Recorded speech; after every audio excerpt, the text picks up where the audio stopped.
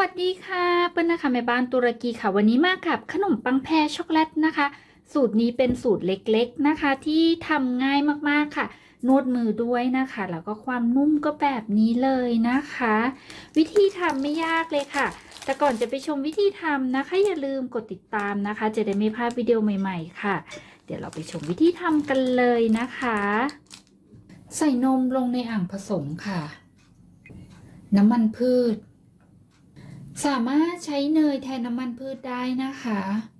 น้ำตาลทรายเกลือยีสต์ค่ะผสมให้ทุกอย่างเข้ากันให้เกลือและน้ำตาลทรายละลายดีแป้งทำขนมปังค่ะผงโกโก้ค่ะจากนั้นนวดให้ทุกอย่างเข้ากันดีสามารถใช้เครื่องผสมอาหารในการนวดแป้งโดได้นะคะเมื่อแป้งเริ่มรวมตัวกันเป็นก้อนนะคะเราจะนวดต่อด้วยมือค่ะตอนนี้นะคะก็นวดจนเขาเนียนแล้วก็ร่อนออกจากโถดีแล้วนะคะ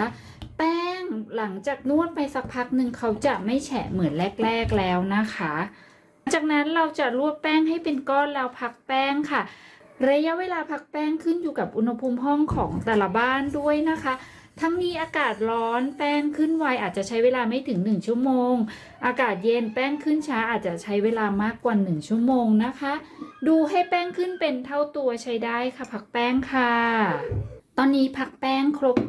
เวลาแล้วนะคะเราจะเอาออกมาขึ้นรูปกันนะคะวันนี้จะทำเป็นขนมปังแพรอบในพิมพ์สี่เหลี่ยมแบบนี้นะคะเปิ้ลจะตัดเป็น9 ก้อนนะคะแถวละ3 ก้อนทั้งหมด3 แถวนะคะสามารถปั้นเป็นก้อนกลมๆวางเรียงบนถาดอบก็ได้หรือจะทำเป็นใส่ไส้ก็ได้นะคะแล้วแต่ชอบเลยเปิ้ลจะตัดก้อนละประมาณ43 กรัมนะคะ9 ก้อนเมื่อแบ่งแป้งเรียบร้อยแล้วนะคะเราจะหยิบมาครึ่งกลมค่ะถ้าจะใส่ไส้ก็ใส่ไส้ได้นะคะเก็บตะเข็บให้ดีนะคะครึ่งเป็นก้อนกลมค่ะจากนั้นวางเรียงบนถาดอบค่ะตอนนี้นะคะก็ขึ้นรูปวางเรียงบนถาดอบเรียบร้อยแล้วนะคะทั้ง9 ก้อนจากนั้นเราจะพักให้แป้งขึ้นเป็นเท่าตัวระยะเวลาพักแป้งอยู่ที่ประมาณ40 นาทีถึง1 ชั่วโมงทั้งนี้ขึ้นอยู่กับอุณหภูมิห้องของแต่ละบ้านด้วยนะคะพักแป้งค่ะตอนนี้ก็พักแป้งครบเวลาแล้วนะคะเตาอบวอร์มเอาไว้เรียบร้อยแล้วนะคะก่อนนำเข้าอบเราจะทาด้านบนด้วยนมนะคะบางๆค่ะทาให้ทั่วค่ะเมื่อทานมเสร็จแล้วนะคะนำขนมปังเข้าเตาอบได้เลยค่ะ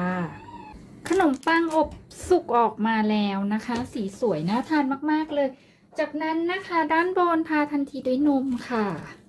เมื่อทานมเสร็จแล้วนะคะเราจะยกออกจากพิมพ์เลยนะคะเพื่อไม่ให้ก้นขนมปังเขาแฉะนะคะเมื่อขนมปังเย็นสนิทเป็นอุณหภูมิห้องแล้วนะคะถึงจะจัดเก็บนะคะนุ่มเบามากๆนะคะแล้วก็ทำไม่ยากเลยค่ะยังไงก็อย่าลืมกดติดตามนะคะจะได้ไม่พลาดวิดีโอใหม่ๆค่ะวันนี้ลากันไปก่อนสวัสดีค่ะ